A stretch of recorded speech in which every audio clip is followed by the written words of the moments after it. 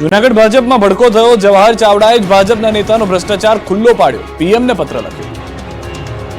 લોકસભા ચૂંટણી 2024ના પરિણામો જાહેર થયા અને ભાજપમાં વર્ષોથી દબાયેલો અવાજ ઉઠવા લાગ્યો. છેલ્લા 3 મહિનાથી ભાજપનો આંતરિક રોષ હવે જાહેર થવા લાગ્યો છે.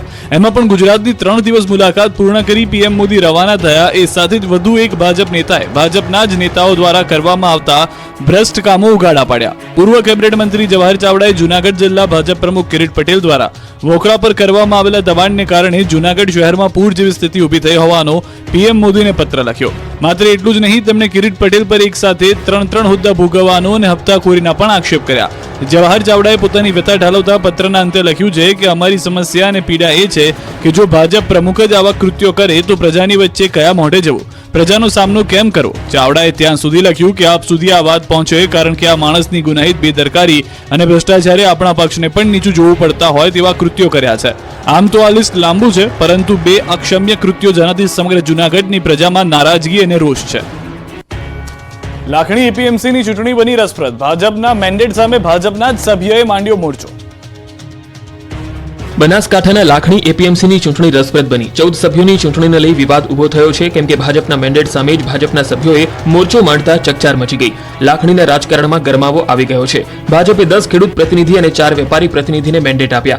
ભાજપના જ આગેવાને સામાપક્ષી ઉમેદવારોને મેદાનમાં ઉતાર્યા હોવાની ચર્ચાએ જોર પકડ્યું. આ વાત વાયુ વેગે પ્રસરતા ભાજપ વિરુદ્ધ ચૂંટણી લડનારા 8 પ્રતિનિધિ સામે પક્ષે લાલ આંખ કરી છે. જિલ્લા ભાજપે તમામ 8 લોકોને નોટિસ ફટકારી છે. ચૂંટણી પૂર્ણ થયા બાદ 8 સભ્યોને સસ્પેન્ડ કરવામાં આવે તેવી ચર્ચાઓ ચાલી રહી છે. હાલ તો યાર્ડની ચૂંટણી જીતવી ભાજપ માટે કપરા ચઢાણ સમાન સાબિત થઈ ગઈ છે. ત્યારે જોવું રહ્યું કે દગાબાજો ફાવી જાય છે કે ભાજપ જીતશે. ભાવનગરમાં ભાજપના સદસ્યતા અભિયાન સામે સવાલો ઉઠાવતો વિડીયો જોવા મળ્યો છે. મનપાની સ્ટેન્ડિંગ કમિટીના પૂર્વ ચેરમેન યુવરાજસિંહ ગોહિલનો કથિત વિડીયો વાયરલ થયો છે.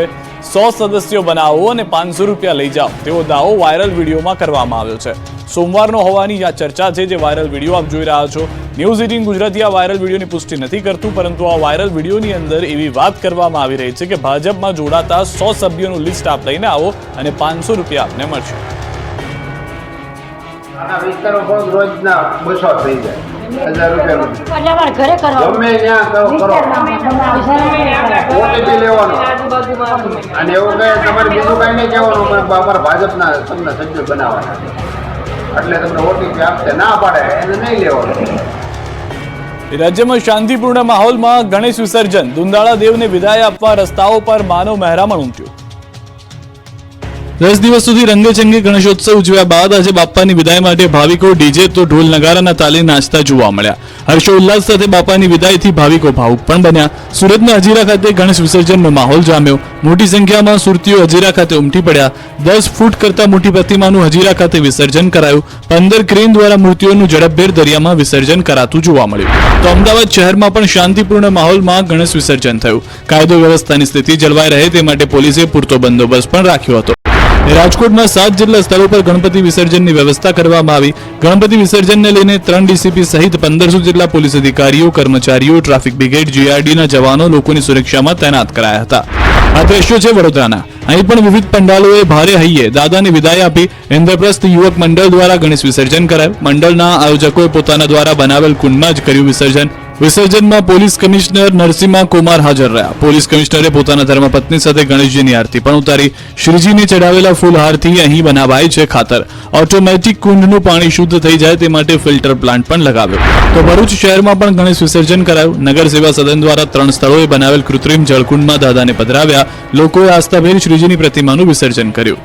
આણંદમાં ગણેશજીના ભક્તો દાદાના વિસર્જન માટે ખંભાત દરિયા કિનારે ઉમટ્યા. ખંભાત દરિયા કિનારે ગણેશ વિસર્જન માટે ભક્તોમાં અનેરો ઉત્સાહ જોવા મળ્યો. લોકોની સુરક્ષા માટે દરિયા કિનારે પોલીસ કાફલો પણ તૈનાત કરાયો. મોટા ગણપતિનું ક્રેન મારફતે વિસર્જન હાથ ધરાયું, જ્યારે નાના ગણપતિ ખંભાત પાલિકાના તરવૈયાઓ દ્વારા વિસર્જન હાથ ધરાયું. ગણપતિ બાપ્પા મોરિયાના નાદ સાથે ખંભાત દરિયા કિનારે ભક્તોનું મહેરામણ જામ્યું. સુરતમાં ભારે હૈયે ભક્તોએ ગણપતિ દાદાની કરી વિદાય. જોવા મળ્યા કોમી એકતાના દર્શન. ગણપતિને લઈને અગલે બરસ જલ્દી આનાના સોંગ સંભળાતા રહ્યા આખો દિવસ. સુરતનું આકાશ ગણેશજીની વિદાયના ગીતોથી ગુંજતું રહ્યું. ડીજેની ધૂમ, અબેલ ગુલાલની જોડો અને ગરબાની રમઝટથી સુરતના રસ્તાઓ રંગાયા. કોઈ રડ્યું, કોઈ ભાવુક થયું તો કોઈએ હસતા મૂકી શ્રીજીને વિદાય આપી.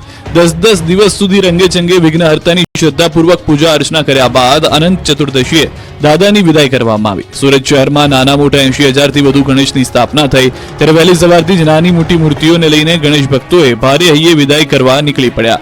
સુરતમાં વિઘ્નહર્તાની ભાવભીની વિદાય કરવામાં આવી. 21 કૃત્રિમ તળાવમાં પ્રતિમાઓનું વિસર્જન કરાયું. 3 કુદરતી ઓવારાઓ પરથી વિસર્જન પ્રક્રિયા કરાઈ. વિસર્જન વખતે સુરતના ગણેશ ભક્તો મનથી ઝૂમ્યા. એક સમાન કપડા સાથે ડ્રેસ કોડમાં ગણેશ વિસર્જન યાત્રા કાઢી ડીજેના તાલે નજરે ઝૂમતા જોવા મળ્યા. 5 ફૂટથી વધુ પ્રતિમાઓ ડુમ્મસ, હજીરા અને મગદલ્લા ઓવારા પર કરવામાં આવી વિસર્જિત. બીજી તરફ સુરતમાં ગણેશ વિસર્જન યાત્રામાં કોમી એકતાના દર્શન જોવા મળ્યા. ચોક વિસ્તારમાં મુસ્લિમ આગેવાનો દ્વારા ગણેશ વિસર્જન યાત્રાનું સ્વાગત કરાયું. હિન્દુ મિલન મંદિરના ગણેશજીનું મુસ્લિમ સમાજના આગેવાનોએ દર્શન કરીને સ્વાગત કર્યું. હિન્દુ સમાજના આગેવાન, ગણેશ ઉત્સવ સમિતિ અને પોલીસ કમિશનર સાથે મુસ્લિમ આગેવાનો ફુલહાર પહેરાવી સ્વાગત કર્યું. બીજી તરફ મુસ્લિમ સમાજના આગેવાનોએ પાંજરામાંથી કબૂતરને મુક્ત કરાવી શાંતિ અને સલામતીનો સંદેશ પણ આપ્યો હતો. બાપાના વિસર્જનની યાત્રામાં કોમી એકતા જિંદાબાદના નારા લાગ્યા. રામજી ઓવારામાં પૂર્વ મેયર હેમાલી બોગાવાલા અને સાંસદ મુકેશ દલાલે ગણેશ પ્રતિમાનું વિસર્જન કર્યું. શ્રી ગણેશ અને તાપી માતાજીની પૂજા કર્યા બાદ વિસર્જનનો પ્રારંભ કરાવ્યો. ગણેશ વિસર્જન વખતે બારડોલીમાં પણ સર્જાયા ભાવુક દ્રશ્યો. અનંત ચતુર્દશી સુરતમાં ગણેશજીની વિદાય કરવામાં આવી. 10 દિવસ સુધી લોકોએ રંગેચંગી ગણેશોત્સવ ઉજવ્યો. આજે બાપ્પાની વિદાય માટે ભાવિકો ડીજે તો ઢોલ નગારાના તાલ સાથે નીકળ્યા. ત્યારે સુરતમાં પોલીસના ચાપતા બંદોબસ્ત વચ્ચે ગણેશ વિસર્જન કરવામાં આવ્યું. ગણેશ વિસર્જનને લઈને સુરત જિલ્લા પોલીસ સતર્ક જોવા મળી. સુરક્ષાને ધ્યાને લઈ પોલીસની ફ્લેગ માર્ચ યોજાઈ. બારડોલી ખાતે જિલ્લા પોલીસ વડાની અધ્યક્ષતામાં ફ્લેગ માર્ચ યોજાઈ હતી. મુખ્ય માર્ગ સંવેદનશીલ વિસ્તારની લીધી મુલાકાત. ગણેશ વિસર્જન રૂટ પર 42 જેટલા સીસીટીવી કેમેરા લગાવાયા. આ સાથે ડ્રોન કેમેરાથી પણ બાજ નજર રખાય. બારડોલી નગરમાં 3 નાયબ પોલીસ અધિક્ષક, 7 પીઆઈ, 7 પીએસઆઈ તૈનાત રહ્યા. State reserve police force, home guard, જીઆરડીના કર્મીઓ બંદોબસ્તમાં મુકાયા. બારડોલી નગરના સ્ટેશન પરથી ગણેશ વિસર્જન શોભાયાત્રા નીકળી.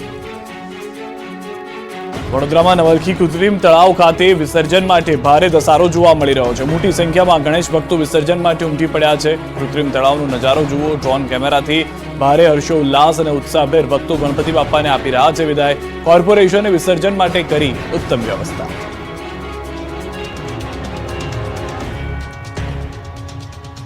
સુરતમાં ગણપતિજીનો શણગાર કાઢી વેસ્ટમાંથી બેસ્ટ બનાવવાનો પ્રયાસ. દેશભરમાં રંગેચંગે ગણેશ વિસર્જન થયું, ત્યારે સુરતમાં પણ ગણપતિ દાદાને ભાવભીની વિદાય આપવામાં આવી. 21 થી વધુ કૃત્રિમ તળાવ અને હરાજીમાં ગણેશજીની મૂર્તિઓને પધરાવવામાં આવી.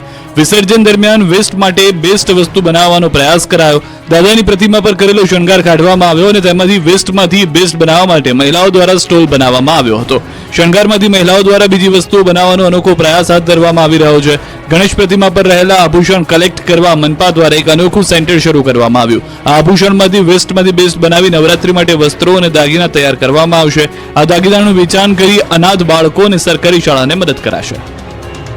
અંબાજીમાં ભાદરવી પૂનમના મેળાને 1 દિવસ બાકી. અત્યાર સુધી અંદાજિત 26 લાખ ભક્તોએ કર્યા દર્શન.